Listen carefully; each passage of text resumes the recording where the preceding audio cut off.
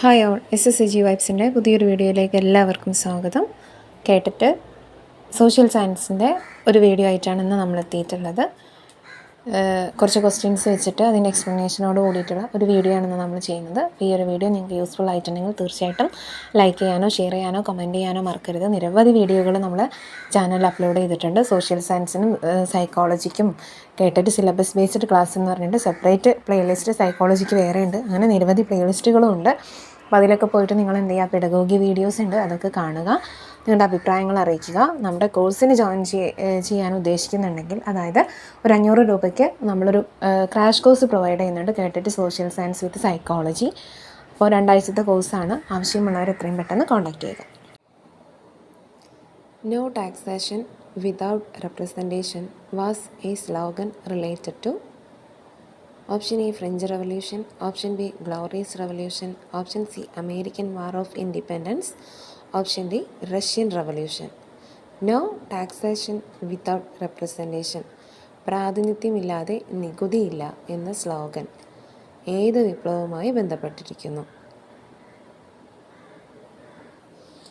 ഇവിടെ കറക്റ്റ് ഓപ്ഷനായിട്ട് വരുന്നത് ഓപ്ഷൻ സി ആണ്. അമേരിക്കൻ വാർ ഓഫ് ഇൻഡിപെൻഡൻസ് ആണ്. അമേരിക്കൻ വാർ ഓഫ് ഇൻഡിപെൻഡൻസ് ആണ് നോ ടാക്സേഷൻ വിത്തൗട്ട് റെപ്രസെൻറ്റേഷൻ എന്നുള്ള സ്ലോഗൻ ഉയർത്തിയത്. ഓക്കെ, അപ്പോൾ ഇതുപോലെ French revolution, glorious revolution, Russian revolution ഒക്കെ കൃത്യമായിട്ട് നോക്കിയിട്ട് പോവുക. അവിടെ നിന്നൊക്കെ ചോദ്യങ്ങൾ വരാം. ഈ ഓരോ റവല്യൂഷനുമായി ബന്ധപ്പെട്ട ഇൻസിഡൻസും നോട്ട് ചെയ്ത് വെക്കുക. Next question, who publishes Human Development Index? Option A World Bank, Option B UNDP, Option C World Economic Forum, Option D IMF. ആരാണ് ഹ്യൂമൻ ഡെവലപ്മെൻറ്റ് ഇൻഡെക്സ് പബ്ലിഷ് ചെയ്യുന്നത്? ഇവിടെ കറക്റ്റ് ഓപ്ഷൻ ഏതാണ്? ഓപ്ഷൻ ബി ആണ്. Option B ആണ് correct. UNDP ആണ്. UNDP ആണ് human development index publish ചെയ്യുന്നത്. UNDP ആണ്. അപ്പം എന്താണ് ഹ്യൂമൻ ഡെവലപ്മെൻറ്റ് ഇൻഡെക്സ്, അല്ലെങ്കിൽ ആരാണ് ഈ ഒരു കോൺസെപ്റ്റ് ആദ്യമായിട്ട് ഇൻട്രൊഡ്യൂസ് ചെയ്തത്? പാകിസ്ഥാനി സാമ്പത്തിക ശാസ്ത്രജ്ഞനായിട്ടുള്ള Mahbub ul ഹക്കിൻ്റെ കോൺട്രിബ്യൂഷനാണ് human development index.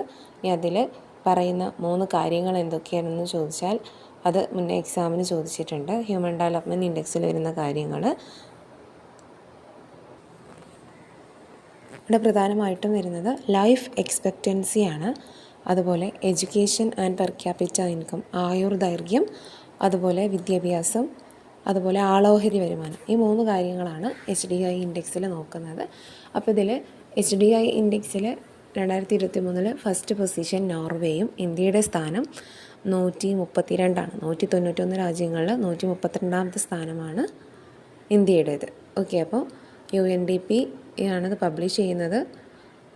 HDI concept കൊണ്ടുവന്നത് മെഹബൂബുൽ ഹക്കാണ്. അതുപോലെ ഇതിൽ 3 കാര്യങ്ങൾ എന്തൊക്കെയാണെന്നുള്ളതും ഞാൻ പറഞ്ഞു. അപ്പോൾ അതൊക്കെ ഒന്ന് പഠിച്ചിട്ട് പോവുക. Next, which is a contribution of Bruce Joyce and Marsha Weil? Option A micro teaching, option B simulation, option B brainstorming, option D models of teaching. ഇവിടെ കറക്റ്റ് ഓപ്ഷൻ ഏതാണ്? ഓപ്ഷൻ ഡി ആണ്. Models of teaching ആണ്. Models of teaching ആണ് ഇവരുടെ contribution. Okay, Bruce Jose and Marsha വീലിൻ്റെ contribution ആണ് models of teaching എന്നുള്ളത്. Next, which one of the following country is a permanent observer of United Nations organisation? Correct option ഏതാണ്? Options വായിക്കാം. South Sudan, Taiwan, Myanmar, Palestine. Correct option വരുന്നത് option D ആണ്, പലസ്തീനാണ്. Option D ആണ് പലസ്തീനാണ് ഈ ഒരു United നേഷൻസിൻ്റെ permanent ഒബ്സർവറായിട്ട് വരുന്നത്. Next question, national income estimates in India are prepared by? National income estimates in India are prepared by? Option A NITI Aayog, option B NSSO, option C CSO, option D finance ministry. Correct option option C ആണ്.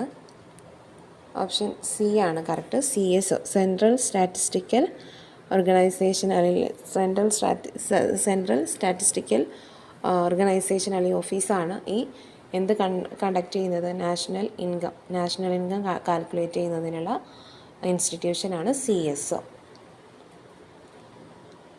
Next, the Kurichya revolt was held in.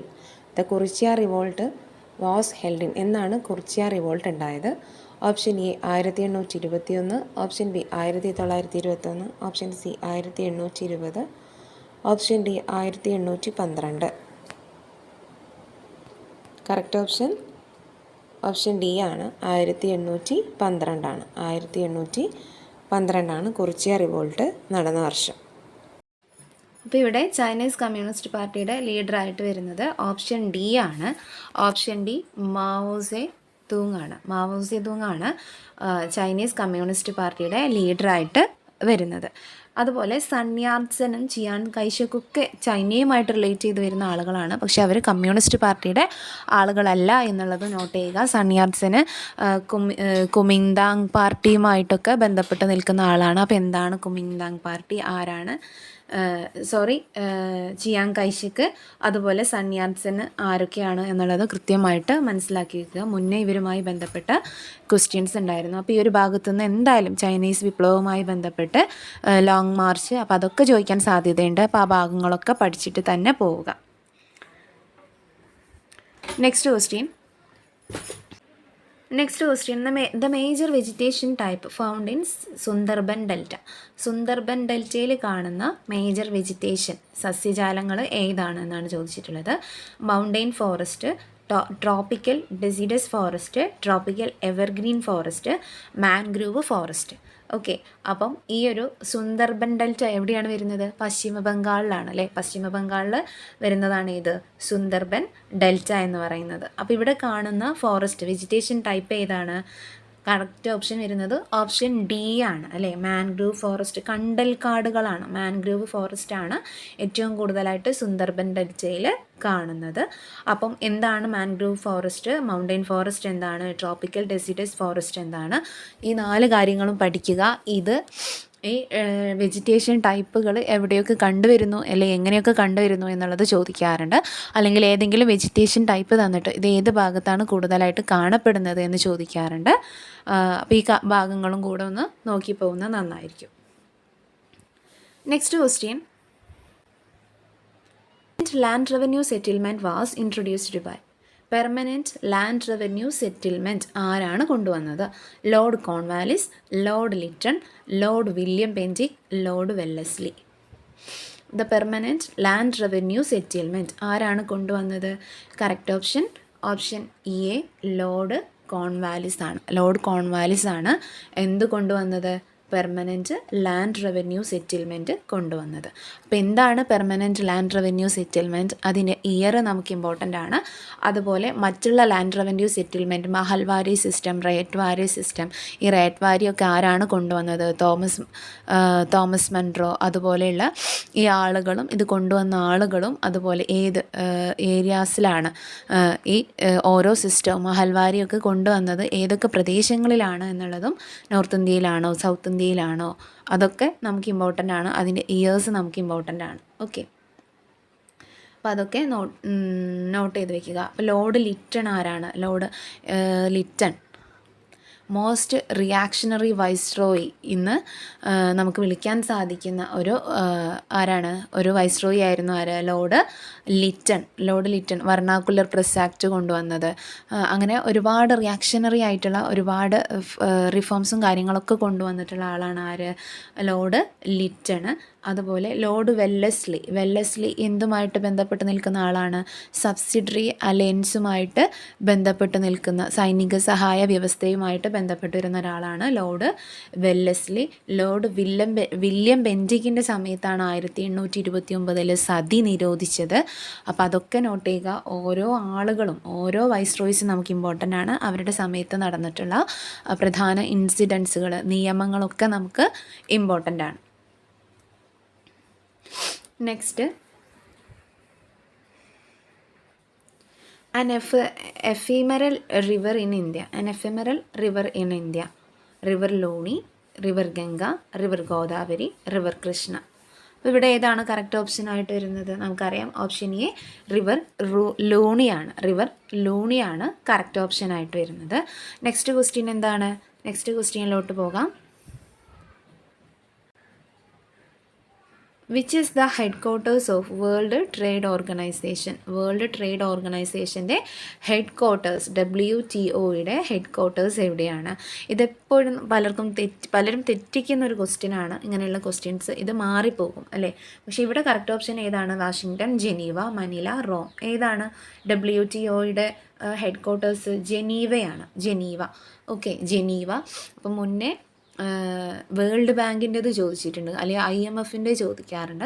അപ്പോൾ ഇങ്ങനെയുള്ള organisation UNO, അതുപോലെ WTO, world bank, IMF ഇവരുടെയൊക്കെ, അല്ലെങ്കിൽ സാർക്ക്, അതിൻ്റെയൊക്കെ എന്താണ് ആസ്ഥാനങ്ങൾ എവിടെയാണെന്ന് കൃത്യമായിട്ട് നോട്ട് ചെയ്ത് വയ്ക്കുക. കാരണം എക്സാമിന് ഈ ഒരു ഭാഗത്ത് നിന്ന് 1-2 ക്വസ്റ്റ്യൻസ് നമുക്ക് പ്രതീക്ഷിക്കാം. Okay, next, which article deals with amendment procedure of Indian constitution? Indian കോൺസ്റ്റിറ്റ്യൂഷൻ്റെ അമെൻമെൻറ്റ് പ്രൊസീജിയർ, ഭേദഗതിയുമായിട്ട് ബന്ധപ്പെട്ട് ഡീൽ ചെയ്യുന്ന ആർട്ടിക്കിൾ ഏതാണ്? ആർട്ടിക്കിൾ 240, 320, 327, 368. ഇന്ത്യൻ ഭരണഘടനയും ഭേദഗതി ചെയ്യുന്നതുമായി ബന്ധപ്പെട്ട് കാര്യങ്ങൾ പറയുന്ന ആർട്ടിക്കിൾ ഏതാണ്? അത് ആർട്ടിക്കിൾ 368 ആണ്. ഓപ്ഷൻ ഡി, ആർട്ടിക്കിൾ 368 കറക്റ്റ് ഓപ്ഷനായിട്ട് വരുന്നത്. Next, which of the following is not related to new economic policy of India 1991? 1991 new economic policy, പുത്തൻ സാമ്പത്തിക നയവുമായി ബന്ധപ്പെടാത്തത് ഏത് എന്നാണ് ചോദിച്ചിട്ടുള്ളത്. ഇസ് നോട്ട് റിലേറ്റഡ് എന്നാണ് ചോദിച്ചിട്ടുള്ളത്. Liberalisation, privatisation, nationalisation, globalisation. ഏതാണ് കറക്റ്റ് ഓപ്ഷൻ വരുന്നത്? ഓപ്ഷൻ സി ആണ് കറക്റ്റ്. നാഷണലൈസേഷൻ ആണ്. ലിബറലൈസേഷൻ, പ്രൈവറ്റൈസേഷൻ, ഗ്ലോബലൈസേഷനാണ് ഏതിൽ വരുന്നത്? 1991 ന്യൂ ഇക്കണോമിക് പോളിസിയിൽ വരുന്നത്. അപ്പോൾ